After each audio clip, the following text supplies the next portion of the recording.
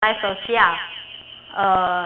Saya senang dengan orang Taiwan karena mereka menganggap kita sama. Saya tidak tahu apa ada yang mengalami yang tidak sama dengan saya. Mereka menganggap kita sama. Ketika saya ke dokter gigi atau sakit, dokter menghormati saya, artinya tidak menganggap saya rendah. Oke. Saya bisa potong sampai di sini dulu, Mbak. Oke, terima kasih. Ya, masih tetap berada di sini. Ada pertanyaan, kelas? Mbak, Gatot.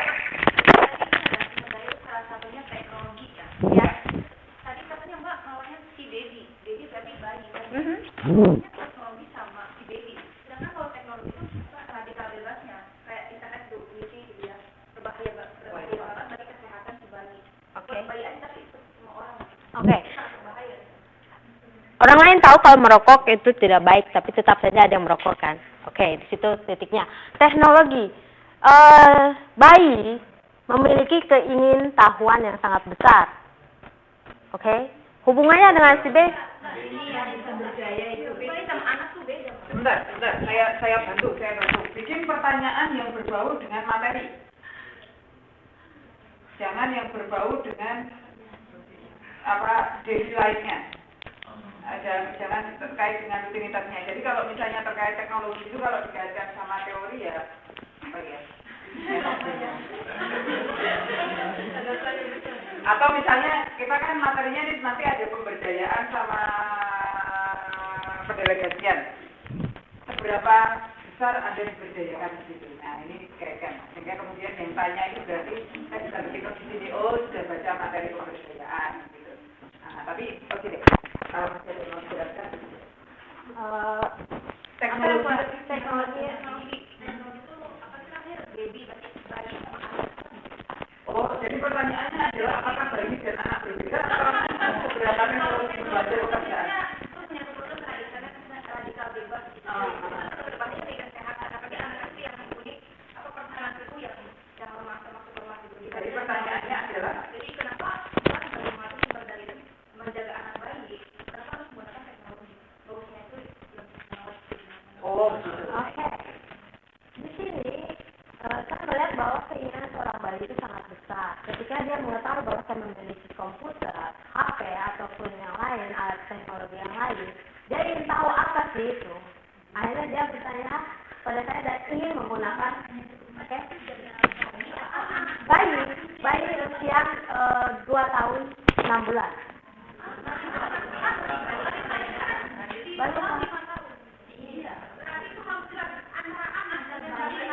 Karena pertanyaannya mengandung ke anak dan bayi, bicarakan di luar konteks, ya, di luar kelas. Jadi jangan pembicaraan di luar kelas. Seperti ada pertanyaan, apa bedanya, apa sama apa. Kalau boleh, tadinya di luar kelas ya. Kalau bayi sama anak, pertanyaannya. Ada yang punya pertanyaan terkait dengan materi?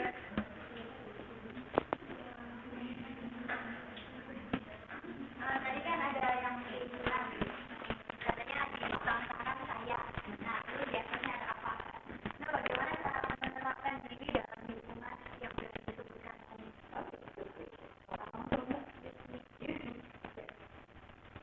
Menerapkan dalam lingkungan yang sudah ada di sini. Oke.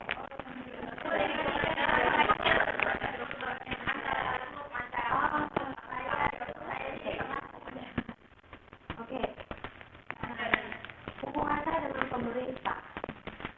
Pemerintah tahu saya ada kawan yang bekerja di sini. Artinya mereka harus peduli. Saya sebagai warga Indonesia, pemerintah Indonesia harus peduli dengan pekerja Indonesia di Taiwan. Hubungan saya dengan bos yang menggaji saya. Jika bos tidak merasa puas dengan pekerjaan saya, maka dia bisa mengambil keputusan untuk menggunakan saya. Oke. Kemudian agen. Semua ini memiliki agen. Ketika agen menerima informasi dari bos bahwa kita tidak bekerja dengan baik, inilah fungsi kita dalam lingkungan agar kita memiliki hubungan baik antara dengan si bos, sehingga si bos pun bisa memberikan informasi pada agen bahwa kita adalah pekerja yang baik. Dengan keluarga atasan, jika saya merawat si bayi dengan tidak baik. Saya merawat si bayi dengan tidak baik, otomatis orang tuanya tidak suka dan mereka ingin berganti dengan yang lebih baik. Dan hubungan saya dengan tetangga, jika perlakuan saya dengan tetangga tidak sopan, saya mengucapkan salam ataupun lain, maka lingkungan saya bekerja tidak akan nyaman. Dengan masyarakat Taiwan, ketika saya keluar rumah, mereka tahu bahwa saya orang asing. Saya harus menjaga sikap saya sehingga masyarakat Taiwan bisa menilai, oke, orang Indonesia sopan dan santun juga ramah. Gitu.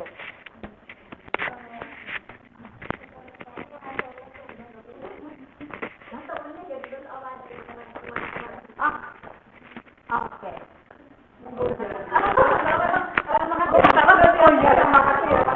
Terima kasih masuk aja ya.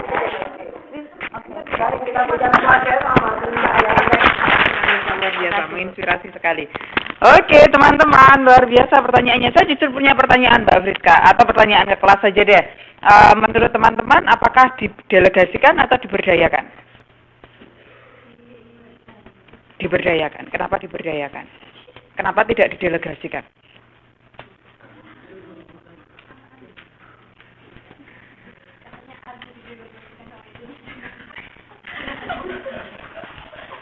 Ini bukan bantal ya, ini bukan bantal nih.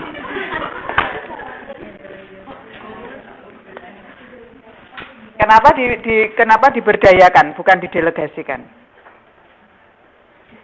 Ada yang bisa menemukan di materi kita apa bedanya antara diberdayakan dan didelegasikan? Kalau kita sebagai pekerja itu diberdayakan, Bu. Tapi kalau kita posisinya sebagai manajer itu kita mendelegasikan. Kenapa demikian? Ya, karena tugasnya seorang manajer itu emang mendelegasikan tugas kepada bawahan. Jadi apa bedanya antara delegasi dan berdaya? Mbak, sorry, gimana?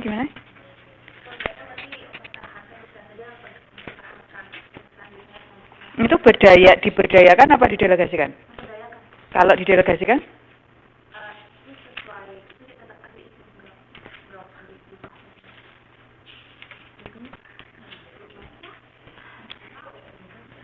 Pembaca capek deh, nggak selesai 2 jam, what do you expect gitu lah. Kalau 2 jam kita bahas segitu banyak, kalau belum dibaca. Masih sudah ada yang ketemu apa bedanya antara didelegasikan dan diberdayakan? Bukan diperdayakan loh ya, diberdayakan. Berdaya.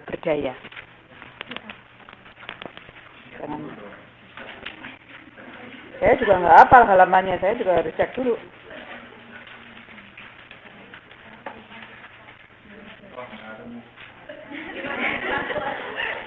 Ada yang sudah ketemu?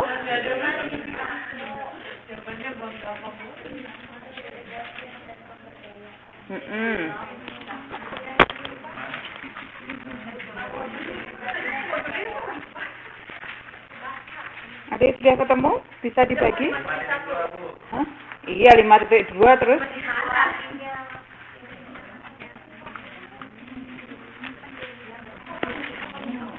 Lima 5.29 mau buka?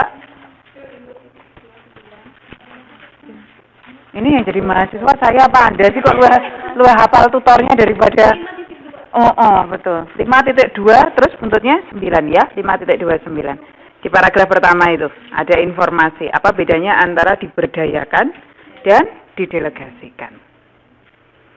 Kalau didelegasikan itu masih terkait dengan